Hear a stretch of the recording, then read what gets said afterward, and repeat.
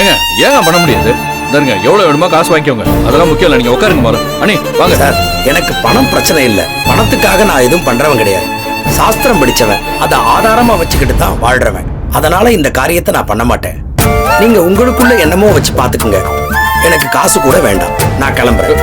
இல்ல இருங்க.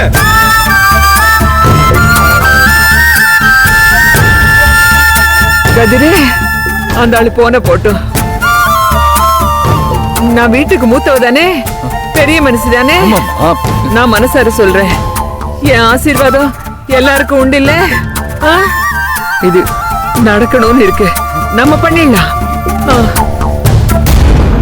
ஈஸ்வரி, உன் கால்ல விழுகிறது முடிச்சிடலாம். எங்க என்ன பேசுறீங்க? இதெல்லாம் நடக்காது. மனுஷங்களா நீங்களா? சட்டத்தையும் நம்புறதில்ல, சாஸ்திரத்தையும் நம்புறதில்ல. உங்களுக்கு ஏதாவது சாதகமா இருந்தா அதை மட்டும் மதிக்கிறது, இல்லனா அதை தூக்கி போட்டு உங்களுக்கு எது தேவையோ அதை மட்டும் நடத்திக்கிறது.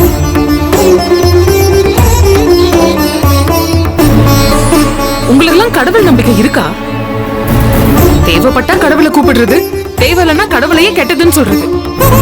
இதெல்லாம் என்ன முறை? என்ன நடிக்கிறீங்களா எல்லாம்? இந்த முறை அது நடக்காது. அது நீ என்ன சொல்றது? நான் தான் சொல்லுவேன். என்ன தண்ணி சொல்லுவேன்? என்ன பிரச்சனை பண்றதுக்கு வந்திருக்கானவா? பாரு, இப்ப கல்யாணம் நடக்கல, இவ போனது மேலதான் நடக்கும்.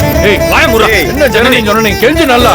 ஜனனி கொஞ்சம் அமைதியா இரு ஜனனி. சக்தி, என்னால அமைதியா இருக்க முடியாது. சக்தி, முடியாத போடி வெளியா. மனுஷங்களை மதிக்கவே தெரியாது.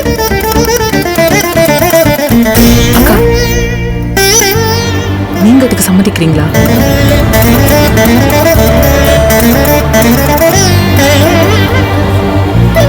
உங்க மனச கல்லாக்கிட்டு தான் இங்க வந்து நிக்கிறீங்கன்னு எனக்கு தெரியுது. ஆனா அதுக்கு அவசியமே இல்ல. இனி உங்க வாழ்க்கைய நீங்க மட்டும் தேர்ந்தெடுத்தா போதும்னு கடவுள் நம்மளுக்கு காமிச்சிருக்காரு.